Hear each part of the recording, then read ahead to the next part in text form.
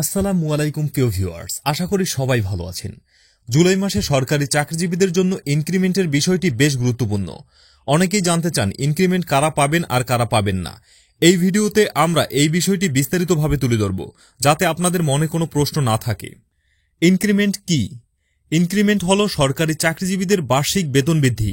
সাধারণত প্রতি বছর জুলাই মাসে এই ইনক্রিমেন্ট কার্যকর হয়, যার ফলে কর্মীদের মূল বেতনের একটি নির্দিষ্ট শতাংশ বৃদ্ধি পায়।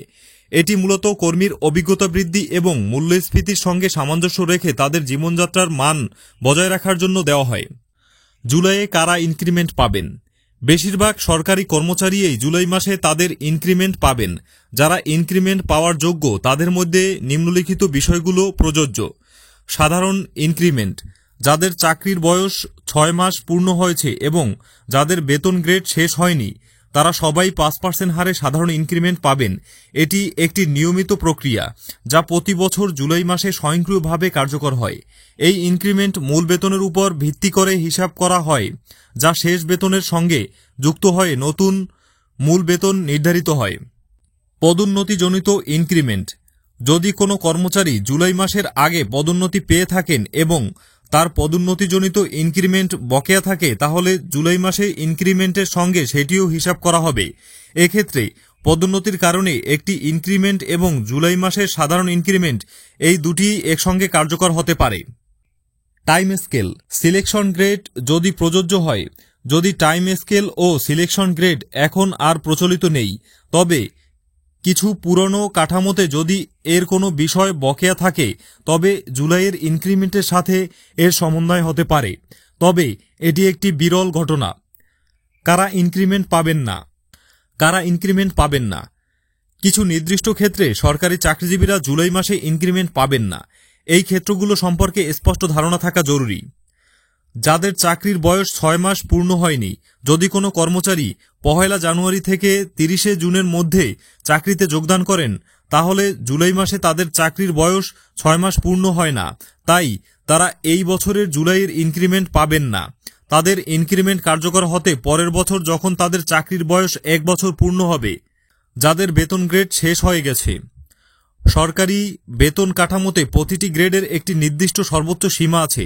যদি কোনো কর্মচারী তার বর্তমান বেতন গ্রেডের সর্বোচ্চ সীমায় পৌঁছে যান, অর্থাৎ তার মূল বেতন সেই গ্রেডের সর্বোচ্চ স্তরে চলে যায়, তাহলে তিনি আর বার্ষিক ইনক্রিমেন্ট পাবেন না। এক্ষেত্রে তার বেতন আর বৃদ্ধি পাবে না যতক্ষণ না তিনি উচ্চতর গ্রেড পদোন্নতি পান। শাস্তিমূলক ব্যবস্থা: যদি কোনো কর্মচারীর বিরুদ্ধে শাস্তিমূলক ব্যবস্থা হিসেবে ইনক্রিমেন্ট স্থগিত করা হয়, তাহলে তিনি নির্দিষ্ট সময়ের জন্য ইনক্রিমেন্ট পাবেন না। এটি সাধারণত গুরুতর অসদাচরণের ক্ষেত্রে প্রযোজ্য হয়। অবসর গ্রহণকারী কর্মচারী: যারা 1 জুলাইয়ের আগে অবসর গ্রহণ করেছেন, তারা এই বছরের ইনক্রিমেন্টের আওতায় আসবেন না। ইনক্রিমেন্ট কেবল কর্মরতদের জন্য প্রযোজ্য। ইনক্রিমেন্ট কিভাবে হিসাব করা হয়? ইনক্রিমেন্ট হিসাব করা বেশ সহজ। এটি আপনার মূল বেতনের 5%। উদাহরণস্বরূপ, যদি আপনার মূল বেতন 15,000 টাকা হয়, তাহলে আপনার ইনক্রিমেন্ট হবে 15,000 টাকার 5%, অর্থাৎ 750 টাকা। জুলাই মাস থেকে আপনার নতুন মূল বেতন হবে 15,000 যোগ 750 সমান 15,750 টাকা। এই নতুন মূল বেতনের উপর ভিত্তি করে আপনার অন্যান্য ভাতাও, যেমন বাড়ি ভাড়া ভাতা, চিকিৎসা ভাতা ইত্যাদি পরিবর্তিত হতে পারে। আশা করি এই ভিডিওটি আপনাদের ইনক্রিমেন্ট সংক্রান্ত সমস্ত প্রশ্নের উত্তর দিতে পেরেছে। জুলাই মাস সরকারি কর্মচারীদের জন্য একটি আনন্দের মাস, কারণ এই সময়ে তাদের বেতন বৃদ্ধি পায়, যা তাদের আর্থিক সচ্ছলতা বাড়াতে সাহায্য করে।